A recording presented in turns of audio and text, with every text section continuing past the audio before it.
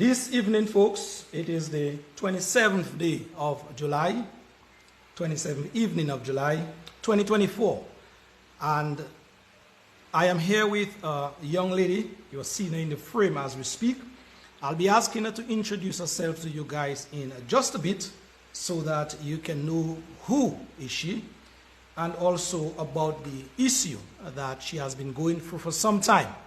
And after lots of attempt to resolve this thing amicably, that is, which so far proved futile, she has decided this afternoon to speak with me about her problem live so that you guys could get a better idea of what she has been going through. I just want to say straight off the bat that the views that will be expressed here are those views of hers. And so yours truly will in no way, shape or form take any responsibility or accept any liability in that aspect. So having said that, let me just go now and say a pleasant good afternoon to you, my dear, and how are you? Hi, good day, Mr. Durand. I am blessed and highly favored in spite of it all. Wow, I love that strong opening. Yes. You're blessed and highly favored in spite of it all. Yes. And that's a very good posture to be taking on. In the way of introducing yourself, can you just go right ahead and introduce yourself to the public? Okay, I'm Christabel Jno Baptiste from the village of Trafalgar, and I raised up in Trafalgar. You're raised in Trafalgar. Exactly what area in Trafalgar? Trafalgar is quite big. More or less Lily Valley. Okay, Lily Valley. Okay, Ms Jno Baptiste, I want to say straight off the bat, let me thank you for having the courage, because I know it takes courage to come forth to the public with an issue or problem that you have been going through for a number of years. And so straight off the bat, I want to thank you for having that strength, that fortitude, as it were, of strength and character to come forth. Let me just start straight off the bat. What exactly is the issue at hand? Where do you want to start?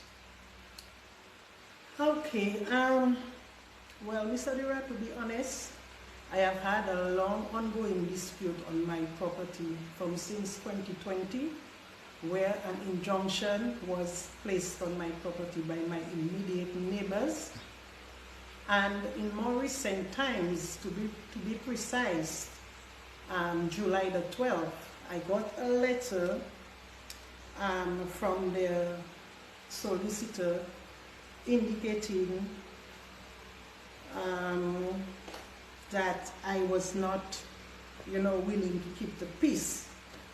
And to be more precise, I will read exactly, what was noted.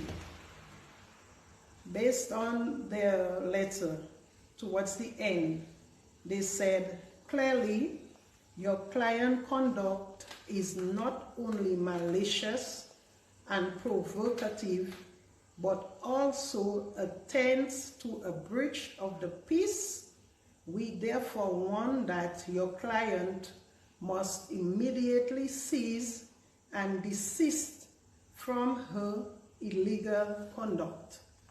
And it was that caused me to go public, because I felt to myself that was, tarnishing my name, tarnishing my character.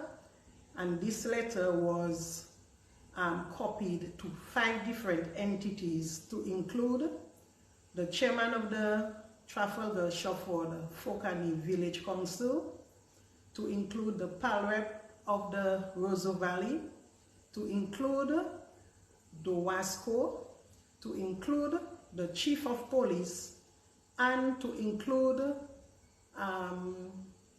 the ministry in charge of housing and land, okay, etc. Okay. So this is the reason why I believe, it was getting out of hand, and I need some peace, and it has been dragging for too long. Yeah. So that's why I'm here. Okay, that's why you're here. Let me just say straight off the bat as well, and thank you for setting the stage or letting us know first and foremost as to why you're here. Let me just tell the listening and viewing public as well. That matter, it is before the court.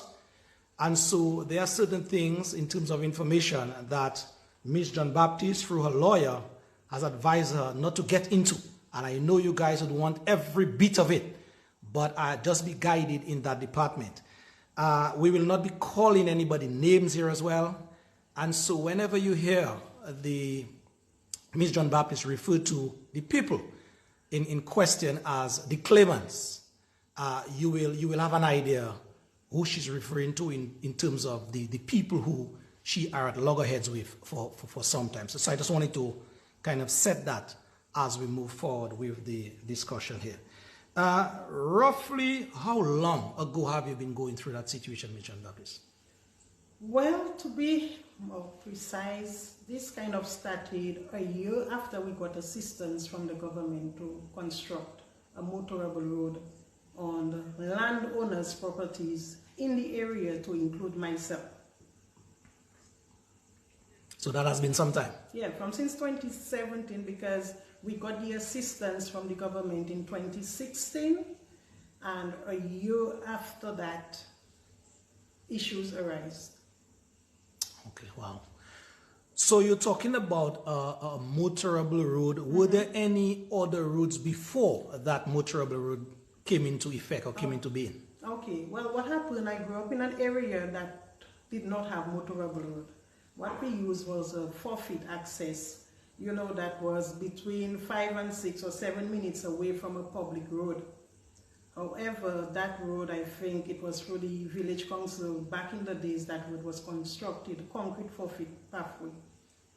This 4-foot pathway ended immediately outside of every landowners in the area.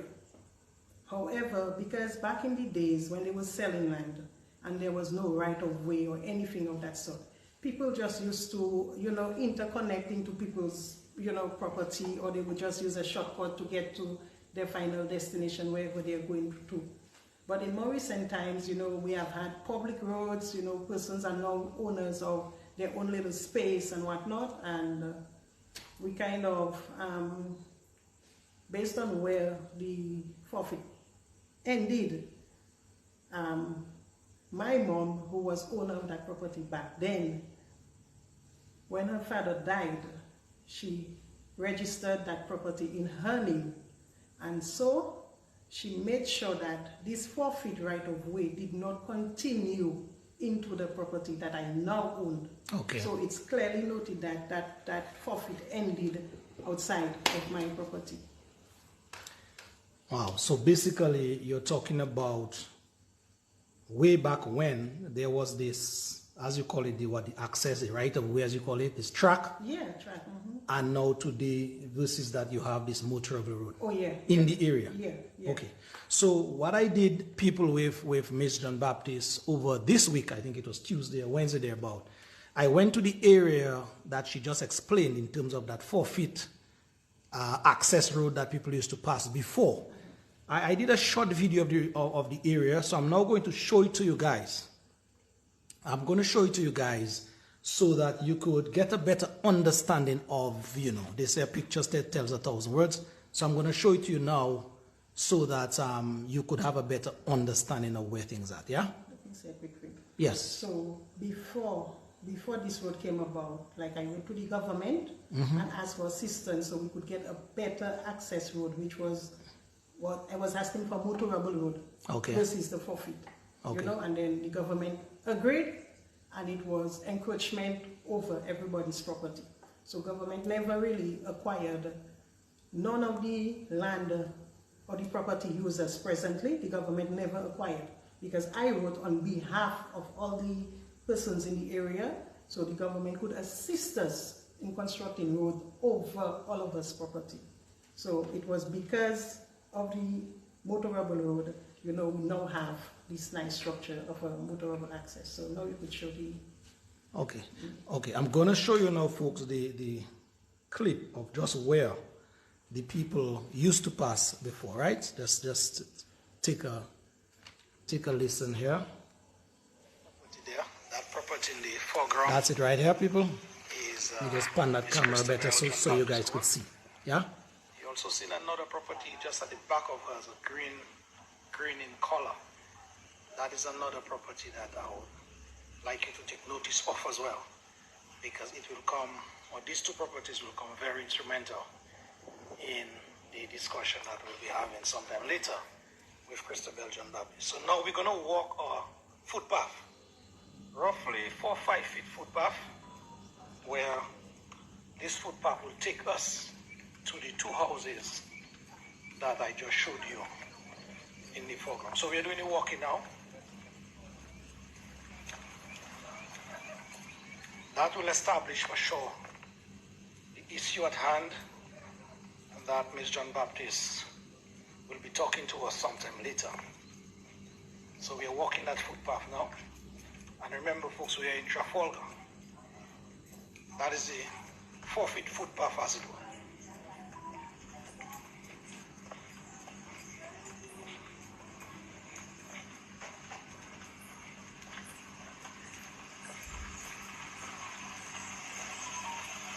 What I want to take notice there as well, there's a nice little sus in the area, which is, which adds to the beauty of Dominica.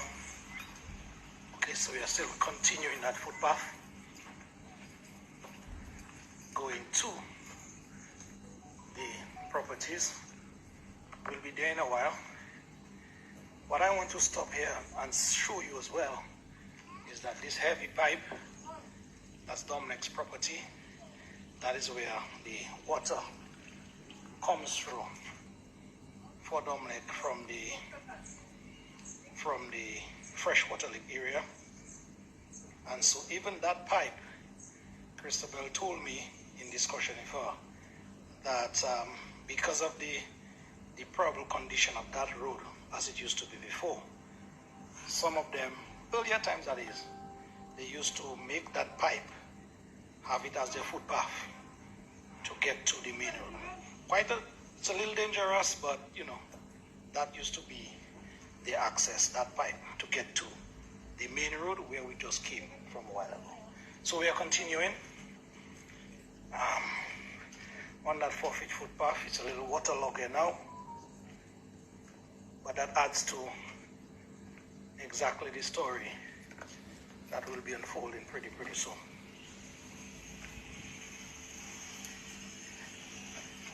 Okay, good. Right, so basically I am now in an area much closer to that house. Okay, so Christabel, having the people now, they saw that short video. Can you just kind of rehash what that video is all about? Okay, this video is technically what we used. Like I said, I grew up in the area, and that's the motorable or the footpath that we use. Also, the use of the Dominic pipe. And because I wrote collectively, naming the other property owner's name, indicating to the government that we need better road access, then they agreed and they provided assistance by constructing a motorable road on property owners in the area. Okay, so basically that is the road that you guys used before. Yeah. Okay. No longer need. Yeah. Now there's another road in question. Talk to us about that other road now. Okay, so like I said, I wrote to the government in 2016. Okay, and the road was constructed, and 1 year after we started using that road. And because of the misuse of the road by the road users,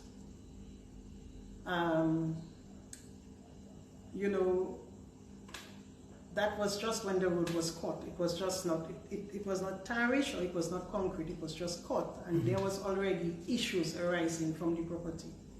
So fast forward from 2016 to 2019, the village council decided to upgrade that road, that dirt road, and they made it into a motorable road. And then they called the landowners and they told them that because there was existing issues with the road prior to it being concrete.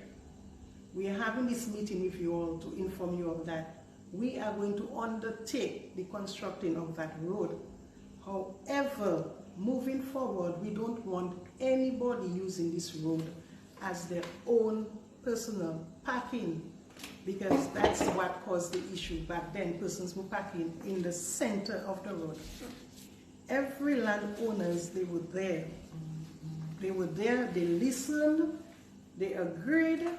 The chairman of the village council was present at that meeting, and the chief government surveyor was also present at that meeting, to include the claimant who placed an injunction on my property and other road users.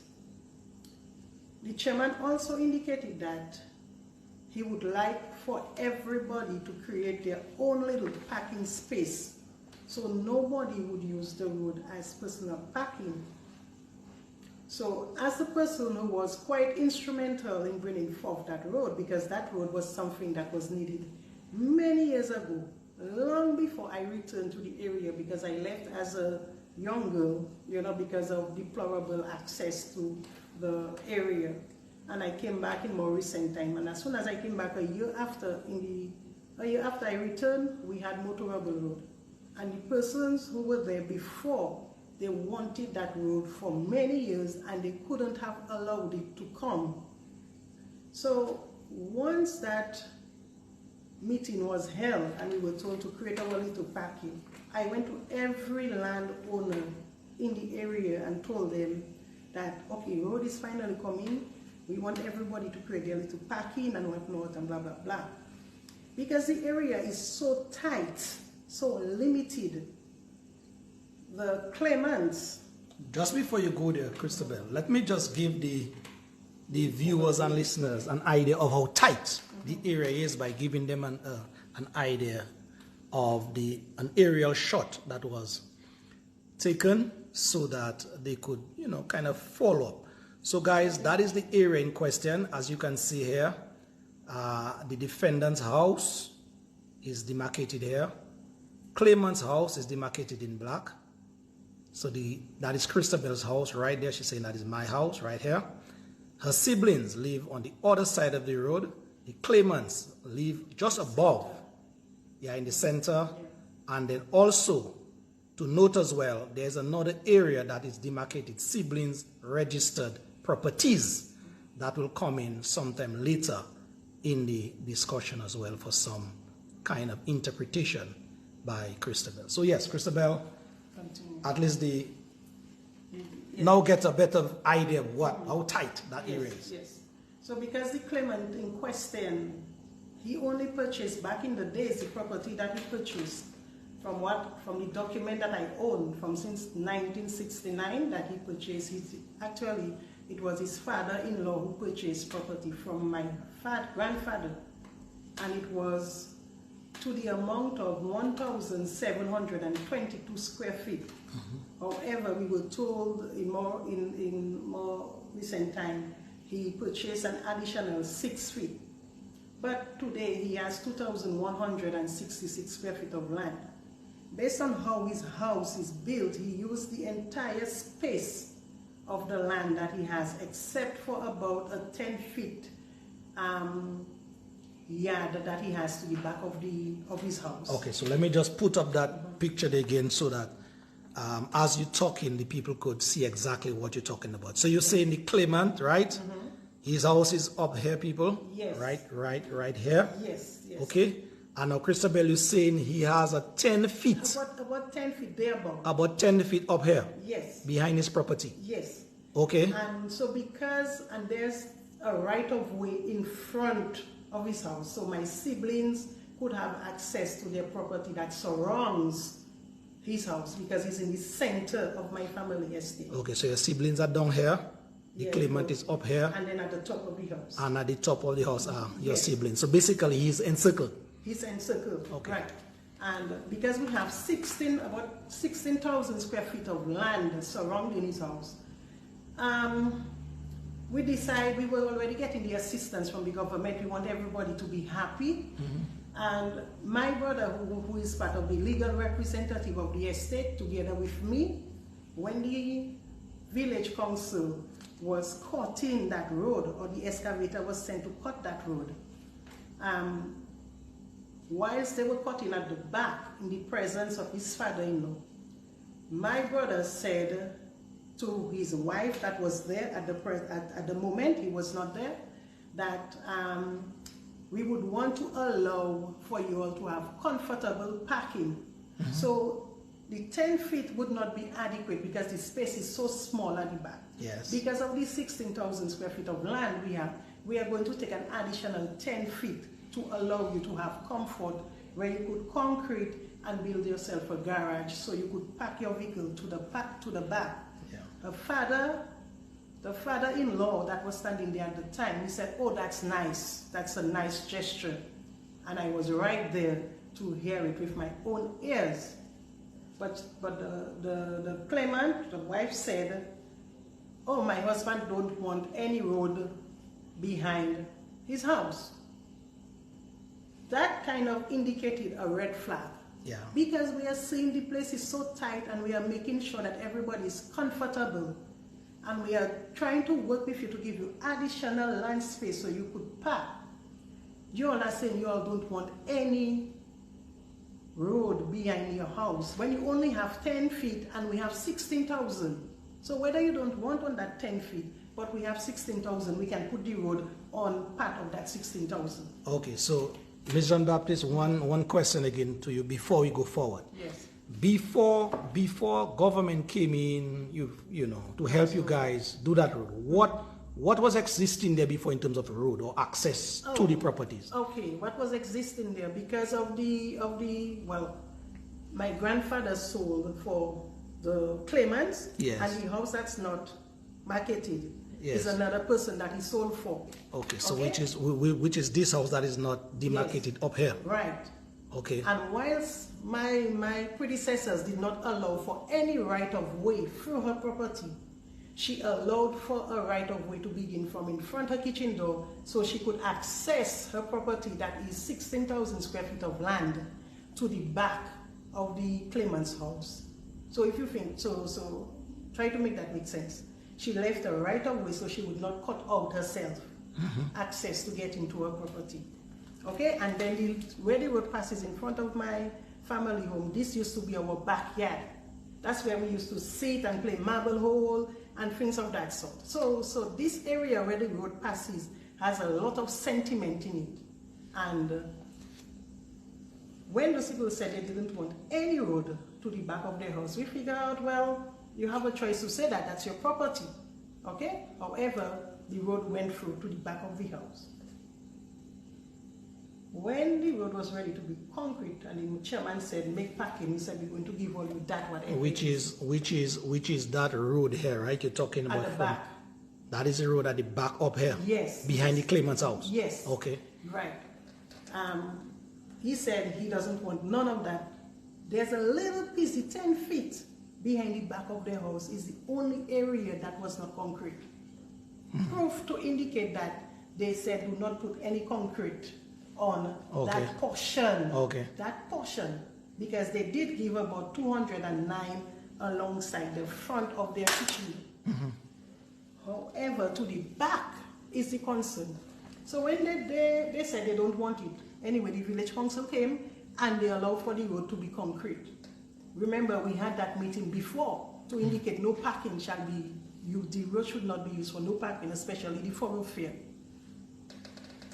2 days after that road was concrete, the claimants came and they parked their vehicle in the center of the road, ignoring the fact that we had a meeting indicating the use of the road. So again, just to be clear, Christabel, the road that we're talking about is that road, yes, road leading from down here, going all the way up here. Yes. Passing alongside the claimant's property, your sibling's property, right? Yes, yes. Now, let me ask you a question before you move forward. Seeing that you said, and it is being shown in picture here, the claimant is basically surrounded by your property, your family property. doesn't the claimant have a say or a right as well to access his property? But of course, he accesses property through my property or through arrangement that I made, because at the time that that road was concrete, it was not registered in my name. Mm-hmm. It was still in my predecessor's name. Mm-hmm. So I made an alternative access. So they were 100% enjoying access to their home. Okay, so they had access. Yeah, but okay. What they were doing after the road was concreted, they parked in front of their kitchen door with it appears to look like they had some malicious intention. Mm-hmm. Because whilst it is we were offering you private parking away from the road, the use of the road itself, you denied it, and then you're coming and you're using your entrance of your home, not the top, the entrance of your home, your vehicle is parking right in front of that one-way street. Mm-hmm. So that means none of my siblings that is registered above could not access their property. And then around, what happened, 5 months after the road was concrete, I realized that my sibling, that's my brother, that's adjacent to him, you know, in order for him to use that road, he would have to, or if he comes with a vehicle and he have to turn and whatnot, he would have to walk up the steps. Yeah. He would have to walk up the claimant step, knock on their door, ask them to remove their vehicle and push it up a little higher, at least towards the end, because we consider him to be family, even if he did not grow up in the area. Okay. So as much as he did not, so when I realized that it's becoming an issue, I went to him and I said, sir, you knew where we came from. You knew the struggles that we face in building our house, in carrying everything, using a 5 to 6 minutes road away from a public road. Now we have this proper motorable road coming to our property.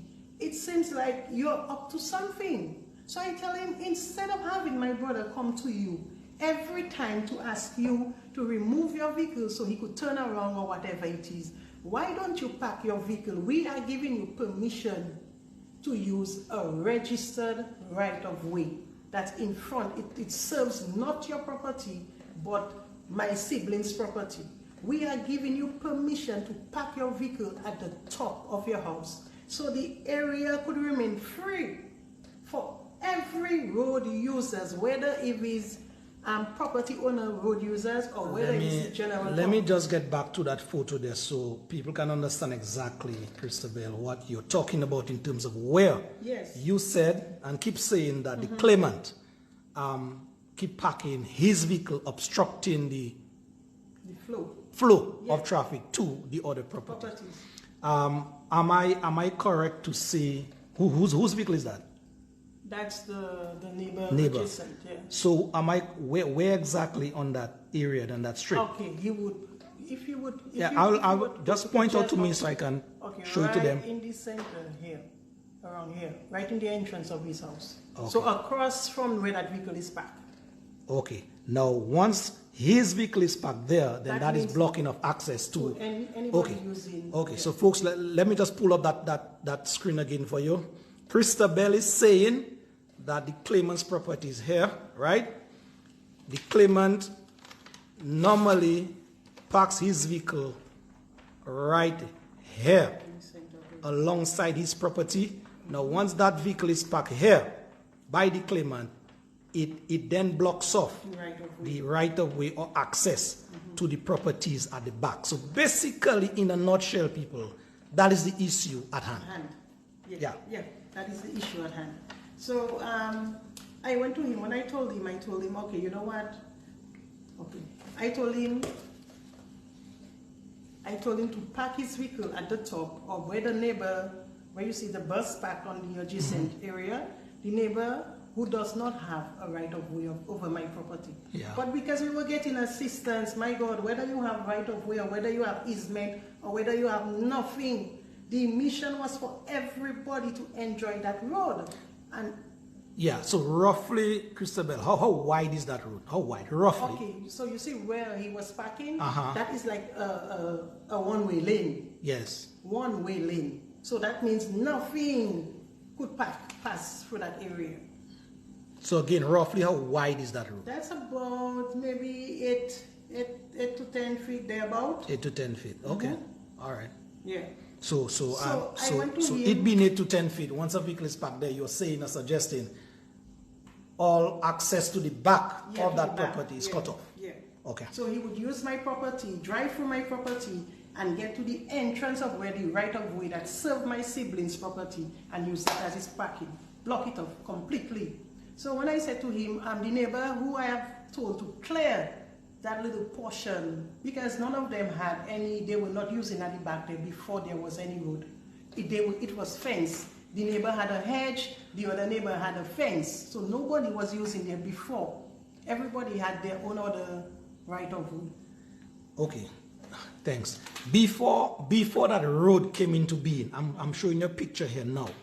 That property is what? Can you describe? Okay, that's the property where I grew up. Okay. Okay, and yes, that was the property that was there before. And in order for the neighbors to get, or the claimants to get to their property, they would walk on the sleeve less than 3 feet away from this house. So you're saying the people would be accessing right alongside here.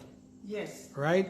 Right here. Okay. Yeah, right concrete area. Now, just to put that property into context, Christabel, based on what we said before about the track, as it were. Yes. The track is right somewhere at the back here. Yes, at the back of the So people used to come from that track you see at the back here and sort of walk alongside your mom's property. Today it is your property right here. Yes. And then to now go onto the now paved or concrete road that you're talking about.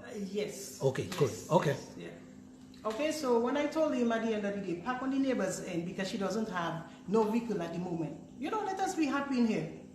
The wife came out and she said, instead of saying, well, you know what she's saying there is true. They look across from the neighbor's property and they said, you know what? This little piece of ground that is not concrete, you know the government, you know the neighbor can reclaim her property. So I'm like, what do you mean? So are you saying because there's concrete on our property, it's no longer our property? Because what you're saying there does not make sense. In order for a road to be public, it has to go through a phase, either acquired, paid for, and gazetted 3 times. None of that was done. What is that now? Describe that property. This is an extension that I built over the alleged right-of-way. Okay, so let me just pan that picture here now. So describe that again, Christabel. It is, okay. I don't know if you think we should just go back No. So the greenhouse that we saw before. Yes. That area, right? You extended it. You're saying, right? Yes. So that the extension is now over the alleged right of way they're claiming that they have on my property. Okay. Okay. Okay. So what we're saying, they used to pass there before. They used to pass on the slip of the house. On the slip of the house. Yes. And now I have extended, you know, and elevated the building, and it's a bigger building right now. Okay, so you, Christabel, did the renovation, extension, whatever it is. What now would suggest that they no longer can use, or who would suggest that they no longer can use that right of way or easement or what alongside that property? Which is why I'm seeing, or suggesting the problem. Why? Okay. What happened? Like I said, he was parking there for 6 months. Yes. Then that was after I went to him and tell him, let's use the road in harmony. Park in a way that wouldn't interfere with the use of the road. 2 weeks after that, he had a visitor to the area. Okay? And the same advice I was giving him just about 2 weeks before, to park his vehicle towards the end of his property or towards the side on the neighbor's side, and allow the road to remain free for the use of everybody. His guest came, and guess what he did? He took his vehicle, he parked it on the left side, no longer in the way of the road, and he allowed for his guests to park at the top of his house. So therefore, it's like he was using a portion of the road for himself and his guests. And the true owners of the property who has the right to use that road, he was eliminating them from using that road. So after the guests left, after 2 weeks, he took his vehicle and he put it back into the road. Okay, so when I saw that, I realized this man must be up to something. He must be trying to deny us our right to use property further up. So I asked my brother to make use of your right of way, because from what it seems, this man is eliminating us. After you said that you use a property for 48 years, your wife, and you for 20 something years, uninterrupted. Now we give you a better access. You are now parking your vehicle and preventing us our due right to use a right of way that continues to the enjoyment of our property. Okay, I want to ask you a question, Christabel, and which I believe is, where the contention really started. Was there any agreement when, for example, you guys came together as neighbors in the area, concreted that road, and you now would suggest to the neighbors in the area, guys, we came together, we have a much more motorable road. The easement, the little track you guys used to pass on the side of my house, that will no longer be available to you guys. What kind of communication was there? Was there any agreement for that road to be blocked off or cordoned off so that you could go ahead and construct or renovate or improve? If you refer to some of the documents that you have, there's a letter from the village council indicating that because of the road issue prior in 2017, they are coming here to make it clear that this road is going to be used for the sole purpose to get to your homes. However, any other easement that you used in the past should be eliminated.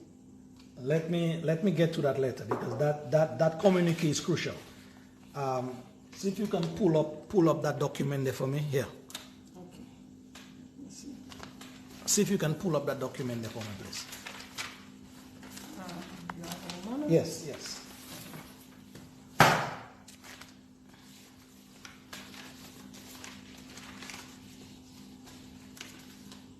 Okay, this one. This one. So if you want, you could read it and whatnot.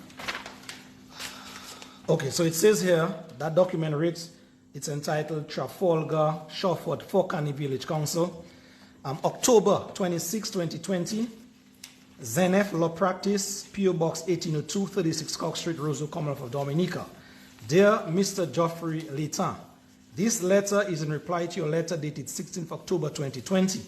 The former Trafalgar, Shawford, and Forkany Village Council, along with the government of the Commonwealth of Dominica, undertook a road project in 2016 and continued with the present council in 2019, called the Lily Valley Road Repair Project, which consisted of surfacing and providing drainage on the road at the Lily Valley, Trafalgar.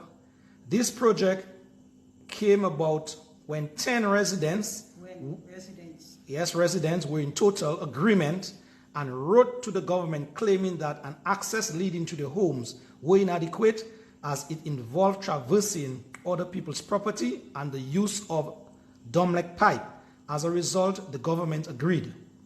Due to the fact that this road was constructed, it was meant that it would eliminate the use of the old footpath and the use of the Domlec pipe. So right there, basically answers my question that I asked you. Yeah. So you could also read it. So there was this agreement. Because it says further, a meeting was held with landowners. Okay, what they said.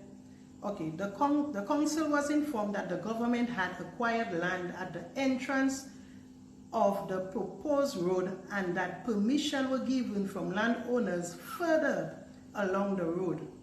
Christabel Jno Baptiste was one of the owners who gave permission to allow for construction of the road over her property. Council signed a contract with the Ministry of Public Works, Water Resource Management and Ports in June of 2019 and the execution of the project, or for the execution of the project. A meeting was held with the landowners to discuss the road repair project and other related issues.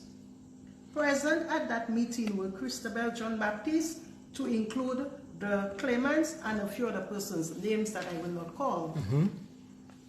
It was explained to the residents that the road was being surfaced for and on behalf of all residents in the area, and that the road would serve as an alternative and safer motorable access. He further explained that if needs necessary, the government would have to acquire land from the owners. However, in May of 2020, the development officer for the area from physical planning, Chester, whatever it is, Chester Ellie, contacted the village council and spoke with me. At the time, the persons at the time and the deputy person at the basically, time. yeah. You don't need to get into all of it, but just to sum up the point that at least other persons or the authorities were aware of that road, yes, and in terms of the agreement as well. And the point that I really wanted you to answer, which the letter did, that there was this agreement that once this new road kicks in, then the whatever existed before would become null and void. Okay. Okay. So what happened? Let me get to the injunction. Yes. Okay. So what happened after the neighbors, guests left? My brother, who has a registered title to land above the neighbor, he decided he's going to make use of his right of way, and he parked his vehicle at the top of the neighbor's house where his guest was parked for 2 weeks. Okay. As soon as the claimant came, he saw my brother's vehicle parked there. He went and he parked immediately in front of my brother's vehicle, further from where he accustomed to parking. And when my brother was ready to get out the next day, my brother told him he want room for him to pass. He told him, who sent you up there and park? Okay? Who sent you up there? And guess what? We are allowing this man a better easement on our property. Now he's determining how we use our property that we have right to. So anyways, he told my brother, do not go back up there and park again.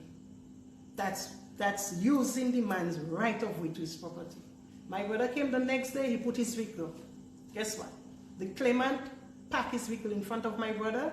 He walked away the next day. He took some other form of transportation, and he left my brother's vehicle locked in, unable to move. Long story short, police was called. Police told him, you cannot park in somebody's right of way, so park on the side. So he was asked to park on the side. But at that time, he was not there, but his wife was there. And when the police left, the wife said, you all think you all win, now trouble start. So it looked like they were plotting something and waiting for something to take place for them to retaliate, let's put it that way. And so, couple weeks after that incident, the police told them to stop. I started building. And when I started building across the road from them, remember, they were not giving me an issue, but they were giving my siblings issue ahead of me. You started building downstairs, upstairs? Yeah, I just started digging. Okay. I just started digging. Maybe a day or so after I started digging, physical planning ended up on the property.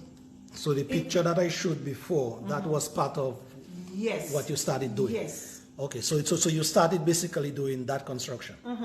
And as a result of that? As a result of that, they called physical planning, informing physical planning that I was building on their right of way. Okay? And I think it was without a plan and without a title and everything to make it look like I was doing the wrong. So when physical planning came, physical planning did their grounds work, and they saw, wait, you're talking about a forfeit access. However, you led us to your property using a motorable road. So physical planning asked them, who does that motorable road belongs to? They made it clear. Well, first of all, in their letter to physical planning, they told physical planning they were using the government road. Okay, so to them, the alternative access was government road because they put concrete on the road. And the easement that I was building over that they used for so many years is their rights. So physical planning said, okay, you know what? She's saying that it's a private property, it's an alternative access she created for you, and you are saying it's public. So we need to do an investigation with Land and Surveys, Public Works, the chairman of the village council, to get an understanding as to what you are saying versus what she's saying. And then it was noted after the first officer came on site, he saw it to be so glaring and so ridiculous. He sent his boss, at that time it was Mr. Roll, 2 weeks later to examine the situation so he could get an understanding of what's going on. When Mr. Roll came, Mr. Roll saw, but wait a while, I don't understand. They have a better access. We have walked the whole access to get an understanding. They have a much better access, and in less than no time, physical planning, they had stopped me immediately when they came to the property. Although the officer in charge knew he had come to that property about 4 or 5 months before, because I had written to physical planning for approval. So when he came, he saw me, he was appalled. He was surprised to know that it was me, because about 4 or 5 months after he visited, I applied for physical planning approval. They could not find my plan, or they could not approve my plan. So I went to them and I told them, normally a cost estimate lasts for 6 months, okay? And from what I know, generally it takes about 6 weeks for a plan to be approved after it has been filed. So it's almost 5 months now. Where is my plan? Or my whatever it is. They said they could not find it. The application. They were looking up and down. Everybody was looking, and I'm sitting in the office and they're looking, they cannot find it. So I said, you know what? Okay, I'm going to give you all some more time, 2 weeks, to find the plan. I came back 2 weeks after, they could not find the plan, and that's when I told them, you know what? It's approaching 6 months. So I have a copy of my plan, I am going to build. So that is how I started building without physical planning approval at the time. So when physical planning came and they realized it was me, they were now surprised and they were forced to go and find that plan they could not find. A week after the claimants had reported me, physical planning formed a plan. They had their meeting with the persons of interest who helped to construct the road.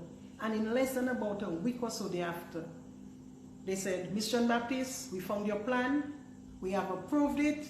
You have permission to build. You have given these people a better access. So if you look in your files, you will look, let me look for physical planning. So physical planning is saying, this letter serves to inform that physical planning authority approved an application submitted by Ms Jno Baptiste to construct an extension to a residential building at Trafalgar on May 14, 2020. The application was first submitted on January the 9th, 2020. They go further to say, so it says on May 1st, 2020, a site visit was conducted by the Development Control Officer for the area to investigate a report by the claimants that Ms Jno Baptiste had started construction on his rightful access to his residence. The officer also consulted with the chairman or the chairperson and deputy chairperson of the Trafalgar Village Council to gain insight into the matter. So they are saying further to these observations, the officers reviewed the survey plans of both parties and could not establish the access path across Ms Jno Baptiste's lot.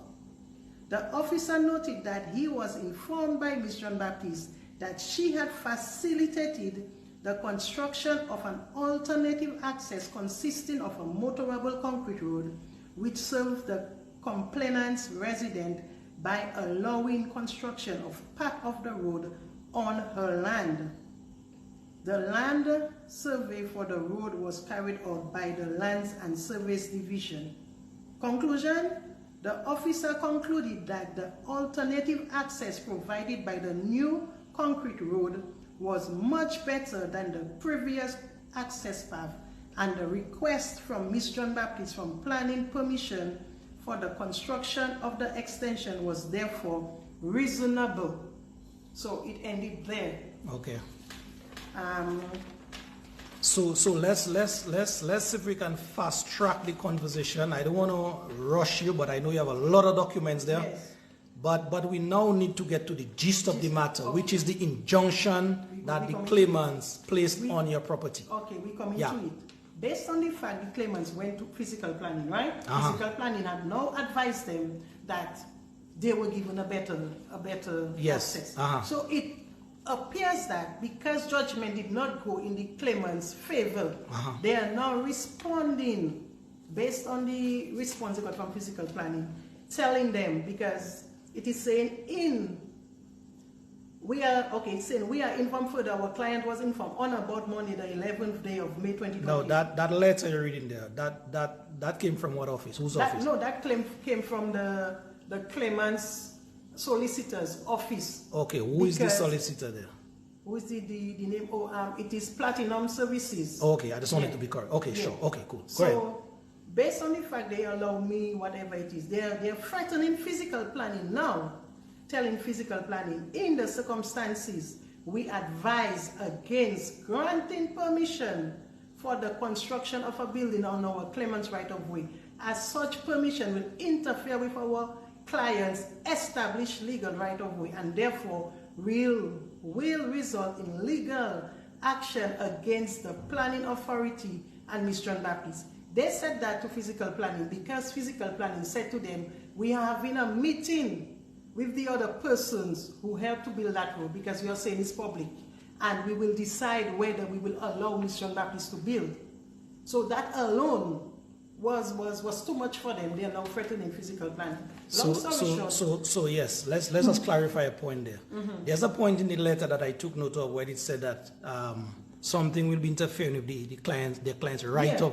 Read that again for me. Okay, so they are saying, which one is it from the beginning? No. So somewhere you said what it will be interfering with the right of so way in the or part. circumstances, they never had a right of way, that is meant, you know? Just read that line again for me. Okay, so it says, in the circumstances, we advise against granting permission for the construction of a building on our client's right of way. Stop here. That right of way is what was established before that they agreed to forego. Because in the event that motorable road came into existence. Okay, cool. Okay, long story short, boom, I continued. I got approval to continue my building. They put the injunction in, well, they go to physical planning in April or May. And then I got a response about a week or so after, continue to build. Whilst I was in 3 months after that issue, whilst I was in the decking, whilst on my property this Saturday, the claimant in question, he's an elder of a church. So that means he's a pillar in the church. So on which decking were you on? Which decking? I was on top the first. Or the first? I was on the first so decking. the floor part of that building. Okay. Yeah, the first decking. Okay, so folks, that is the property in question that Ms Jno Baptiste is saying. She was on the decking phase when you said the injunction came? Yes. Which is not the roof, but the floor, the second slab then of that building. So you have the roof, which is a slab, that second slab and the basement. So we're talking about she was right here on that second roof flooring area. That is when you said an injunction kicked into effect. Yeah. Good. So what happened, even before the injunction came, and after physical planning gave me the approval to continue my construction, whilst at home, I saw the claimants brought a lady to the property. So I reached out to him, and they were far past the motorable road into the property. I reached out to him, I said, sir, who are these people you have on my property? And then the person in question, which I believe now is Platinum Services, She was standing there taking pictures of my construction in progress, but they had used a motorable road to come to the claimant's property. So they boldfacedly took their photos and they go. Then about a week or so after, then another solicitor from the Platinum Services came and he took pictures again, and they came using a motorable road. And 3 months after, whilst at my home, a Saturday, whilst the claimant in church, a Saturday, not a weekday, I am getting a bailiff is delivering a 40-page document indicating, Ms Jno Baptiste, you are served with an injunction on your property and that you should stop building. Okay? That alone was shocking for me. When I read the statement, it's indicating that the claimants went to court and they asked the court to put a mandatory injunction on my property, making it look like they had no other alternative access. And in the file they put against the court, there was no mention of a motorable road. Absolutely no mention. Unlike physical planning came to the property and they saw a motorable road. So they were able to discuss with them, telling them this is what you're using or what not.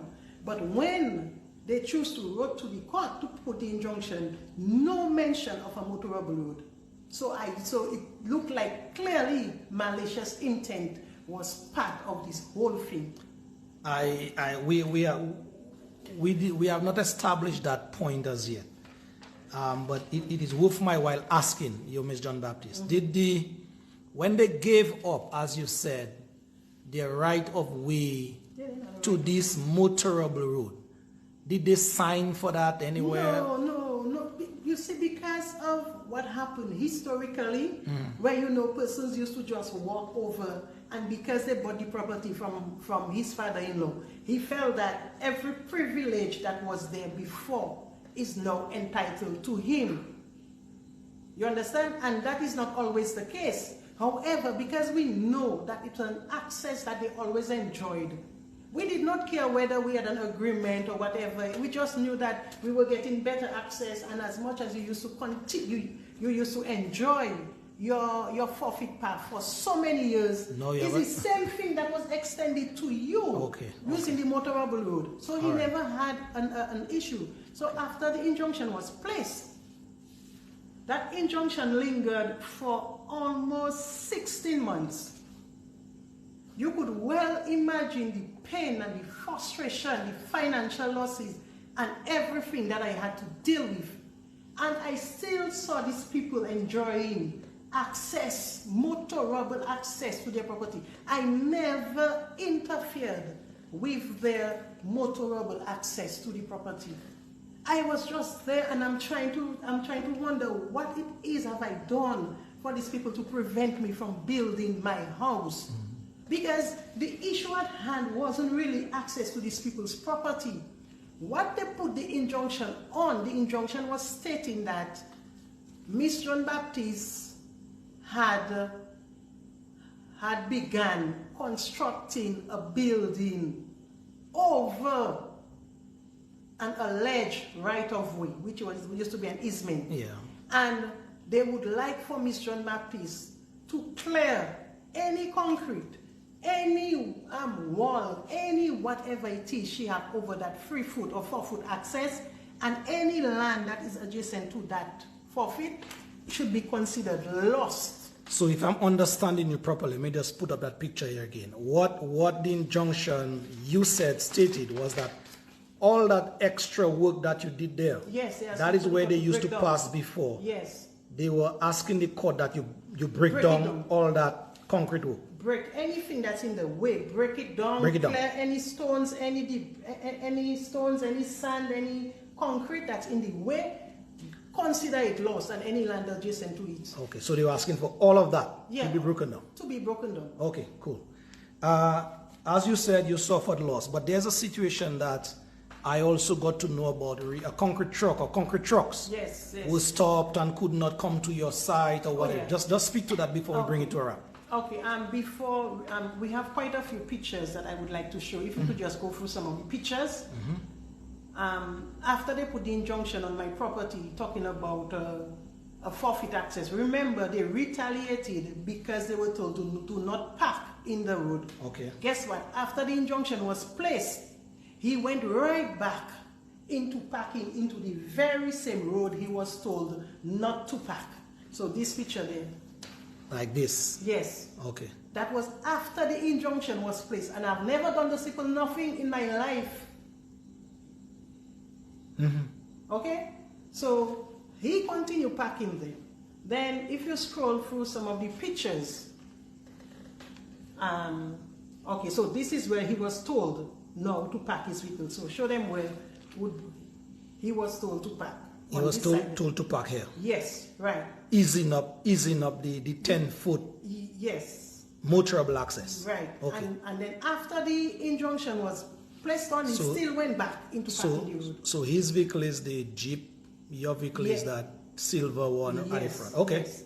So both of you guys were parking there, but the road itself remained clear. Okay. And then my brother now, if he parks his vehicle at the top, he would have free access to go back and forth. Yeah, okay. So if you look, about 7 months after he placed the injunction on my property and he went back into parking the road, you're gonna see a nuisance, let's put it that way, appeared in the area.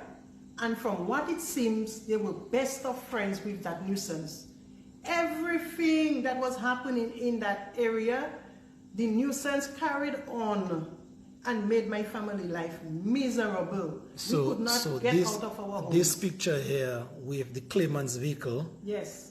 Also, that bus. Describe that bus to me now. That's some character that came into the area just to, I don't know where he came from. But 7 months after the injunction was placed on, he came into the area. When he came, he was parking in the road. So my brother went to him and told him, we don't want anybody parking in this road because what happened, there's a court matter already on the property. So we don't want any further issues. So the guy said, you know what, I have too many court matters already. Let me go back and park on the public road.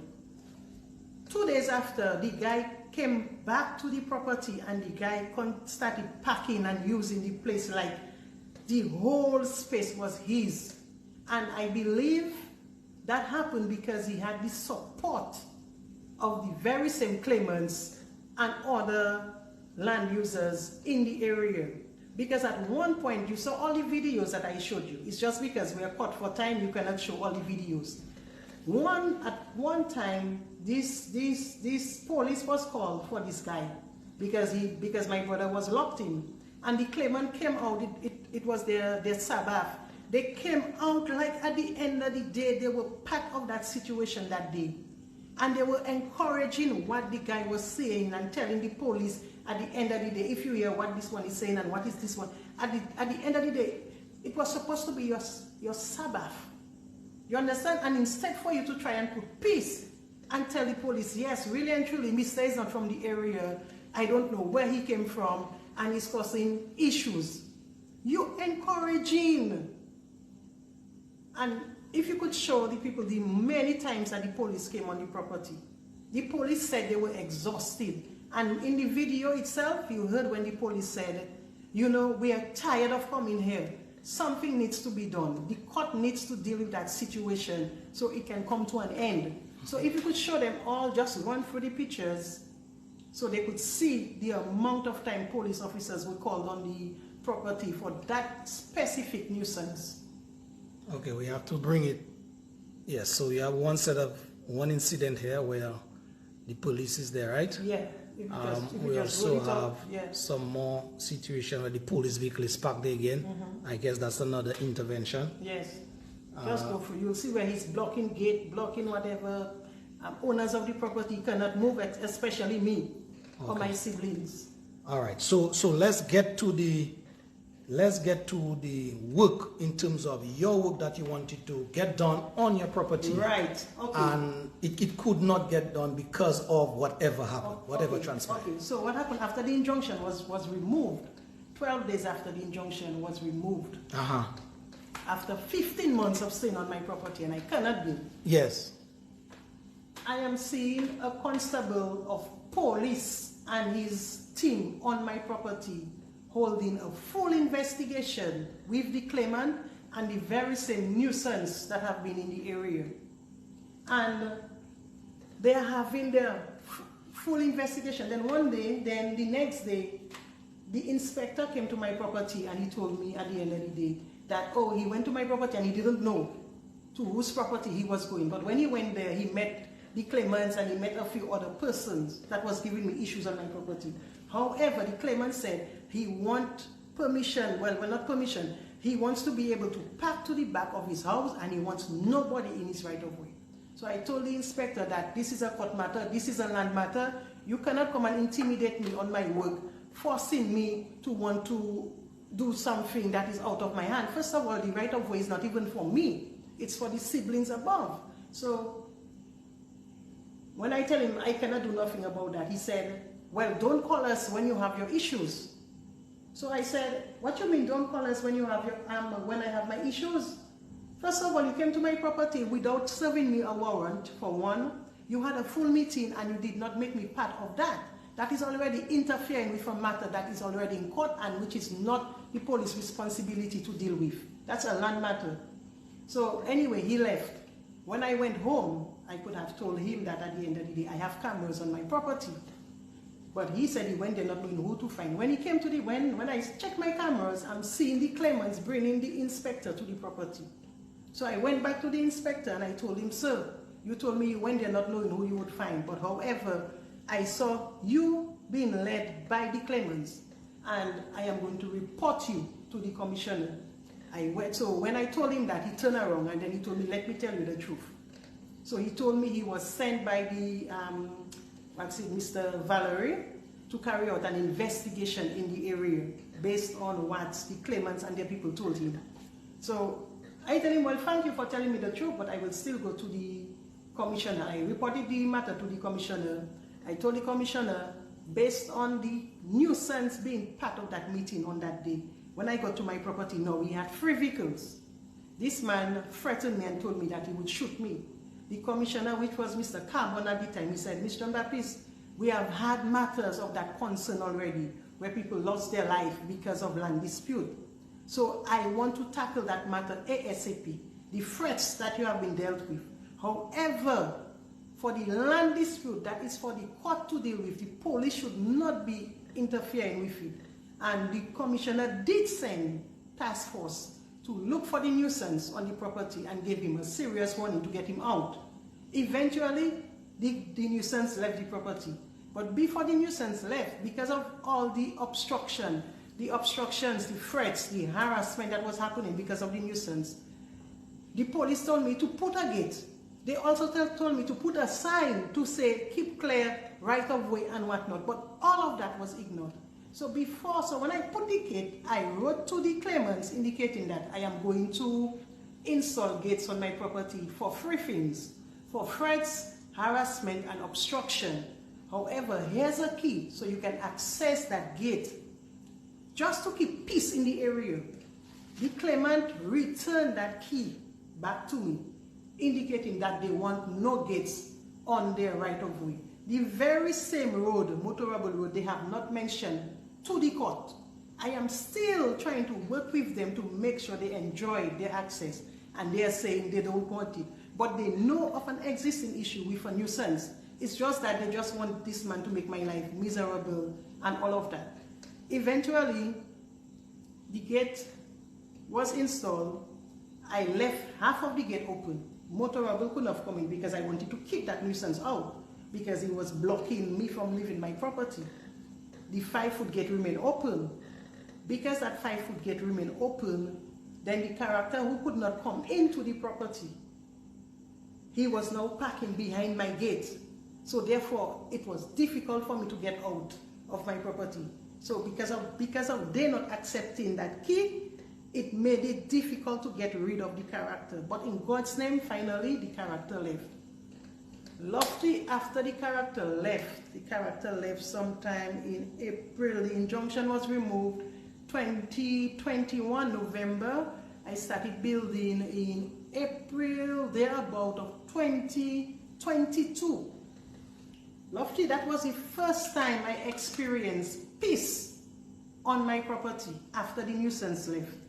Lofty, all my gate now was wide open, motorable, 4 feet, and the neighbors were happily, enjoying freeness, go in and out and all whatnot. The contractor that I had, this man was working on the property for 4 to 5 months. He told me he would never know there's a land dispute in that area because of the peace that he has seen in that area. Nothing of a land dispute. Then when I got to the second decking, nothing happening. 5 months after, the concrete truck company start coming to build, to take measurement to do the decking, the second decking. All of a sudden, I am seeing the claimants, their lawyer, other neighbors, and a landowner adjacent to my property having some form of meeting along an area of the road adjacent to my property. Then the next day, I am seeing a gate coming up before my wide open gate. So whilst at work, I was called and I was told, look on the cameras, something seems to be going on. So when I saw they were putting on a gate to prevent any form of transportation from coming to my property, I called the police and I told the police it looked like somebody's interfering with my motorable access. If they can come and put peace and see what's going on here. Because as far as I know, my gate right now is wide open on my property. So what is the use of an old gate that was just meant together to create a block coming up? The police said it's private road. They cannot come. It's a private matter, we cannot come. I said, okay. Guess what? Where the gate was going up, that was before the claimant's parking and another neighbor's parking. So therefore, the neighbors could use a portion of the road to come and park, and after that, they would walk through the old gate and get to my property to come to their property. But I would not be able to drive to my property. I decided, you know what? Police cannot come. Guess what? In order for them to get to that gate that they put on the next landowner's property, they would have to use my family property first. Lofty, when I came, I put my vehicle in the way of the road because it looked like you are denying me motorable access. But you have to use my family property to get to your property. So when I put my vehicle in the road, adjacent to the gate that they put, I walk up through the 4 feet because I could not drive. And then the gate that was wide open, I close it. Why I close it, Lofty? Because I realized since 2020, you all put an injunction. I never denied you all no motorable road, no whatever it is, or you continue the enjoyment of the road. When 2020, 2021, 2022, I am there, I decided, you know what, these people must really want that 4-foot access. So you know what I did? Lofty, I opened the 4-foot access. The very same one they took me to court for in 2020. I said, these people really want to enjoy that 4-foot access, let me open it. And I closed my gate completely. Mm-hmm. When they came, Lofty, later down in the afternoon, remember I had called the police, and the police said, private property, they cannot come. Lofty, I sat on my step and I waited so they could approach my gate, and I would tell them, your access is no longer here. Go through the 4 feet that you took me to court for. Lofty, they just went on their phone, made a call. Half an hour later, the police was there. You hear that? Half an hour after, the very same police who said it was private property, they came when the claimants called them. Okay. So I explained to the claimant, okay, to the police officers, the police said that They said I'm preventing them access from coming to their property. I told them, no, these people put an injunction on my property in 2020, and they refused to give me peace since I've started building my house. So right now, I am giving them what they want. So the officer told me, open the gate for him to see. I opened the gate, the officer saw where they had to pass. The officer said, there, those people can never want to pass them. That's what the officer said. When the officer came back, where they were standing by the gate, the officer told him, sir, your access, the lady said, your access is through here. She said, in 2020, you put an injunction on the property. The matter is still pending. It has not even gotten to trial. Okay? So she's giving you back the forfeit that you told the court you enjoyed for 48 years and you for 22 years. You know what he said? I'm not using there. I'm not passing there. So you put an injunction on somebody's property for something you don't want to use. Now you're getting it back. You're saying you don't want it. So what does that say? That means you never had any interest in using that easement. The issue was the building that was coming up. And you was doing everything in your hand. Long story short, Lofty, my gate, the police tell me, Ms Jno Baptiste, was nice listening to you. Lock your gate. And the officer left. When the officer left, 4 or 5 days after, my concrete truck decided to come and pour. Guess what? The part of the road the government acquired and made public.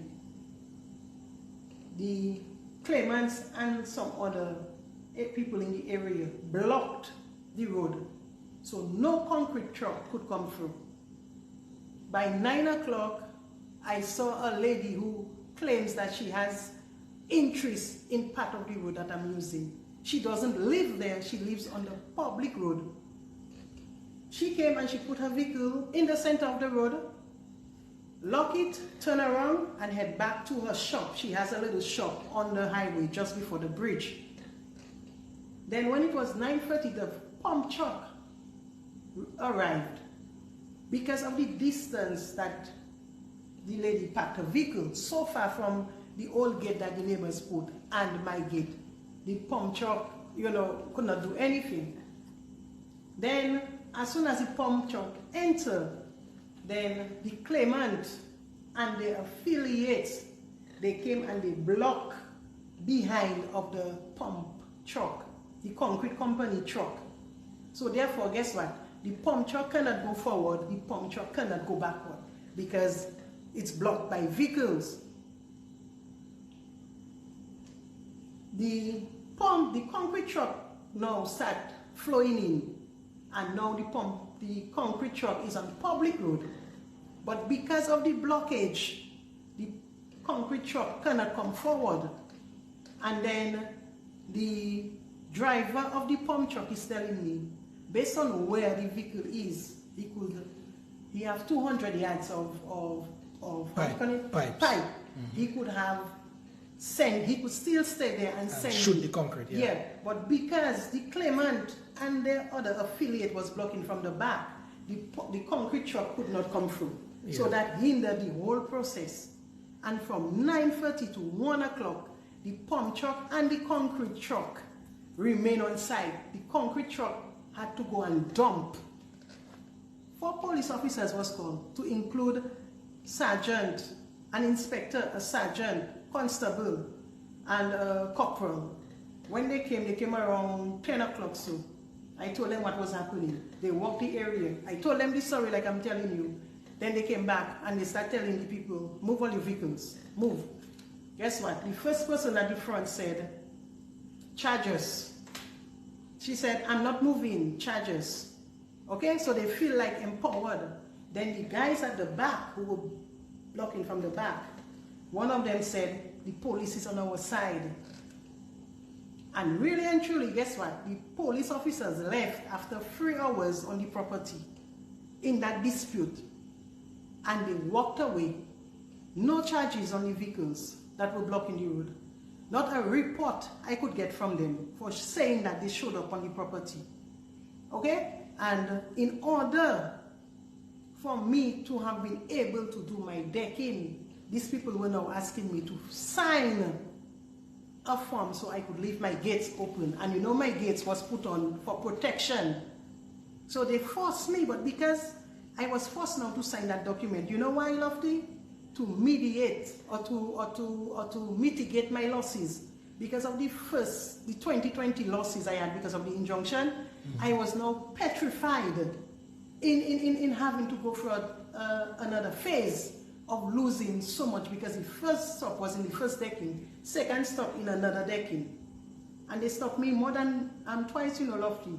When they put the first decking, when they got 7 months after the injunction, I tried to build because I was seeing my stuff wasting, and I see they enjoying a nice access. You know what the claimants did? Because all the electricals, all the plumbing, everything was exposed to the element for 15 months. So I tried to save my losses 7 months after the injunction was on. The claimants took a picture of the step that I had built to go upstairs, and they brought it in court, and they told the court to stop me from building because there's an injunction on my property. And if I continue to build, I can be charged for contempt of court. So you see how adamant these people were in making sure that house did not build. Okay, so in terms of loss, can you give us a ballpark figure as to your losses? Oh my God. During that whole scenario? Okay. Before we bring it to her. Yeah.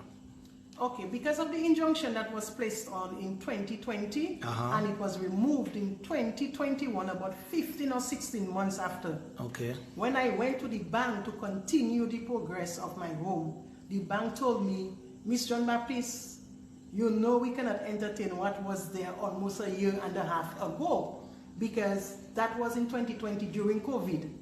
So materials now skyrocketed. So the bank told me I have to go now and make a new cost estimate, because a cost estimate only lasts for 6 months. When I went and make that cost estimate, Mr. Durand, in order for me to continue that building, it was well over $90,000 in order for me to continue my construction, because based on the size of the building, you know, the bank have to make sure that you get enough money to do your construction. Plywood I had bought for $88 back then in 2020. In 2021, it was now $225. That is one. So therefore, just for the bank to continue with the project, it was now over $90,000. The cost of materials that was on site, to include work that was already done, electricals and plumbing, the steels that was exposed to the elements for the past almost 2 years, I had to redo those things that was costing well over $45,000. The concrete truck that they block, I had my workers on deck. I had rented materials. I had paid for the concrete truck. It's well in excess of $20-something thousand. So these are all the losses that I have, you know, had to deal with. So building that house was almost twice the amount that I anticipated. You know, when you're building, there's a lot of unforeseen circumstances that can cause you to, but I didn't see that one coming. Okay. I did not see that one coming. All right, Ms Jno Baptiste, before I bring this session to a wrap, let me just go through at least 1 or 2 or 3 comments on the live feed, because some persons there, they're listening on. Trisha Moranci, do you know that person? Yes. Trisha Moranci says she's your cheerleader, and she came, so she's cheerleading you on, and you know she's all there for you. Yeah? Thank you. Let me see if I can get some other comments here, so that Carissa Joseph says somebody have a golden spoon in their mouth. As to whatever Joseph means by that, then you know your guess is as good as mine. Madame Deluge, yes, latest episode of Dominica is not a real place. All right, that is one further comment here. Tashida Alcide writes, the claimant is very wicked. More the old is more the troublesome. My lady, these two shall pass. Liney Litham says something missing in that story. As to whatever is missing, Liney is suggesting something. Is there anything missing in that story? I don't know. He can tell us. Not a he or she. Oh, she. Oh, she can tell us if there's anything missing. Marshall Lawrence says, Alas, you have to feel for this woman. Lord, have mercy. You think I will just stop here in terms of comments? No. Okay. Alcide says, hold strong, Ms Jno Baptiste. Lofty? Yes. The person who said something is missing. Mm-hmm. I think you read that document from London Service, right? Okay, let me read something from Ministry of Public Works. Did you read it? Anything from them? No, I did not. Okay. There's a letter from November 9th, 2020, after the injunction was placed, from the Ministry of Public Works. It says that in 2019, the Ministry of Public Works and Digital Economy sought to upgrade about 170 meters of barely motorable dirt track road in Lily Valley, Trafalgar, near the property of Ms Christabel Jno Baptiste. In so doing, private lands were encroached upon. Okay? However, this was done after consultation with the consent of the landowners. So this is indicating from the Ministry of Public Works, who assisted, that it's encroachment, but these people just continuously make reference to a government road. They are not even paying attention to all this document that is already filed and things of that sort to understand at the end of the day. But you know. So let me ask you, how long is that matter in the system, the legal system? How long, roughly? That have been in the system since 2020. And we are not nowhere close to mediation and to trial as yet. Okay. You know, it's a lot of dragging, it's a lot of mediation here, go to mediation here, and you know, it's like I am not getting any resolution. And as we speak, I have 4 court matters against these people in court, 2 high court and 2 low court. One is for the wastage of the concrete, one is for the injunction that they put on me. You understand, that they put on me after I gave them a better access. Through that whole episode, were there any time that you feel threatened for your life in terms of that back and forth, that land issue? Of course, I felt threatened. Of course. And I think there's a lot of, you know, where the police force is concerned, there's not much transparency at all. Mr. Durand, the day that road was blocked, one of the persons blocking that road,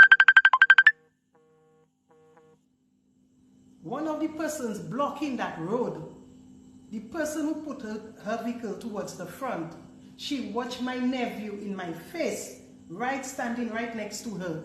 She said, she just turned around and she looked at my nephew. My husband is not there. He left the keys to the safe, to the gun. I'm just going to take it, and I'm coming and I'm shooting you, your auntie, your father, your mother. That was a direct threat right there and then. And the issue is that there's an actual gun existing. You understand? Because these people, they have a business, and there's a registered gun to protect the business. Whatever it is, to protect the business. But at the time, she made it clear, my husband is not there. He left the keys to me that holds the gun. Wow. Okay? If I was closer, she would have taken that gun and come and shoot you, shoot that person, whatever. Lofty, I went straight to the police after that and made that report. Lofty, whole week I was going from one department to the next to make sure that the police would come and confiscate that gun. You understand? Because there's an existing gun, and if somebody has a license gun in their name, you're out of state, that gun is supposed to be in the police station. It should not be in the hands of your children or your wife or anything of that sort. And the police never did absolutely nothing about it. They never retrieved the gun. Never retrieved the gun. So if that had to go somewhere else, it would have happened. Yeah. Ms Jno Baptiste, we have been there for pretty close to an hour and a half, and so we have to bring it to a wrap. The final question that I really want to ask you, just why? Why do you think you have gone through and still going through all these trials and travails, as you say? Why? Just why? To be honest, I never meant bad for anybody in the area. All I needed was for enjoyment of the road for anybody who comes, because luckily as we speak today, my gates are wide open. Strangers would come and they would look for other neighbors in the area. They would come straight to my yard. What I believe, this issue here is nothing short of jealousy. Nothing short of jealousy. Because some people just don't want to see people elevate in life. They just don't want to see people elevate in life, because at the end of the day, as an elder in your church, in a Christian church, you're supposed to be, condone the peace. You're supposed to condone the peace, but you are the person who allowed all of that to happen. It started from the claimants, nothing else, nobody else, but the claimant wanting to have their way. And up to today, they have not even agreed in recent times when the WASCO came to transfer their pipeline. I told the WASCO, this pipeline has been something of concern since 2020 after they put the injunction, okay? And the WASCO decided they would come and reroute that pipeline of question in the way of the road where everybody is using, okay? And they would pay the cost of $30,000. We have that letter here from the WASCO. And at the end of the day, this man just decided, oh, we were not part of the meeting, so leave that alone. So eventually, and I told the WASCO, if any line is going to run over my family's property, we want some form of payment, okay? Which I find is okay, because at the end of the day, you allow people to use their property for free and nothing. So now when he reroutes his line, it goes over a right of way. I told him, sir, things should not remain how they used to be, free for all. You understand? I told him because of his action, where he put an injunction on my property about an alleged right of way that he does not have, just an easement, moving forward, where your utility lines are concerned, or where your access and everything is concerned, we would want to do a formal agreement so you can understand your rights over my property.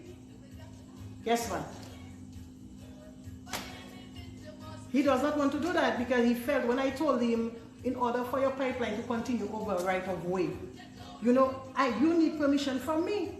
This man went and he got his private plumber and he just run his line over the right of way. So you think basically Ms Jno Baptiste is a case of jealousy? But of course it's a case of jealousy and wanting to do whatever they want, on people's property. Okay. All right, I'm just going to play a little of Nasio, and then I will ask you for your final parting words, yeah? Come on, let the justice strong. All concern and go on ground. I wanna let you know there won't be no peace without justice and equality. Yeah, let justice run down as a river. All right, indeed, folks. Let justice run down like a river. Indeed, says the man Nasio. Ms Jno Baptiste, your final words before you go. Honestly, I would like that to come to an end, and I'm praying that the court system, could fast track things, before it gets out of hand, because at the end of the day, it's not that we are trying to deny people the enjoyment of an easement to their home, or running their utility lines or things of that sort. We just want it to be done the right way. So it's like I'm appealing to the court to, you know, to do something about it. This is the fourth court matter that I have in court with these people concerning that very same land dispute. And before it gets out of hand, you know, I mean... Yeah. Ms. Christabel Jno Baptiste. Yes, sir. I can feel your pain based on what you said. And so I just need to encourage you to keep hope alive, knowing that, as somebody said in their comment previously, that too shall pass. You have been doing the right thing, and you continue to do what you think that is good to bring this problem, as it were, to an amicable solution. You have it in the court system. You came public today. And so I just want you to be encouraged, knowing fully well that something good will come out of you, most likely bringing your situation to the public. Just before I close, I want to say again, categorically clear, that the words expressed here today, the sentiments expressed here, are those of Christabel Jno Baptiste and hers only. And so yours truly will in no way, shape, or form accept any liability or responsibility in that regard. Finally, I just want to say, Christabel keep mentioning the claimants, the claimants, the claimants. And so there's another side, there's another part to that story. There are other people involved. And so yours truly, in the interest of fairness and fair play, I am opening it up now and extending an opportunity, that is, to the claimants who Christabel keeps mentioning in that matter, that they have a fair and equal opportunity to refute or rebut or come and see their side right here on this page of mine, right? So having said all that, I just want to thank you guys for listening, you guys for at least giving an ear to the guest's plight this evening. Christabel, you want to say something final? Yes, yes. The mere fact that you sent out a request for the claimants to come forward, you know, to hear their side of the story, that is... that is if they wish, yeah? Yeah, if they wish. That is commendable of you, because I can recall, let me say that before I end, I can recall that I was approached by someone, the village council chairman, who told me that the commissioner, at that time the acting commissioner, that was Mr. Corbett, was trying to meet with us to have a mitigation, you know, regarding that issue. And I reached out to Mr. Corbett, and he told me that, yes, he wants to deal with the matter. He understood it, well, he said it's bordering on bloodshed. So that frightened me when he said that to me. So I told him, sir, there's two sides to a story. It seems like you may have heard one side of the story. Why don't you hear my side of the story? He told me, so I told him, you should hear my side of the story to hear a level playing field of the, you know, both sides before you meet with us. And he told me, no, that's not fair. It's not right for him to meet with me or to hear my side of the story without the other party being here. But guess what? There was a whole report done on my property, given to the High Ends Commission. You can recall the police officers I told you that I saw on the property. Well, they had came and do a whole report, but they did not want to hear my side of the story. I don't know. That is just not fair. That's just not transparency.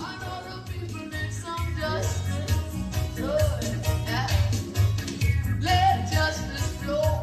We're gonna fight to make it so. Let justice be. Everyone get free.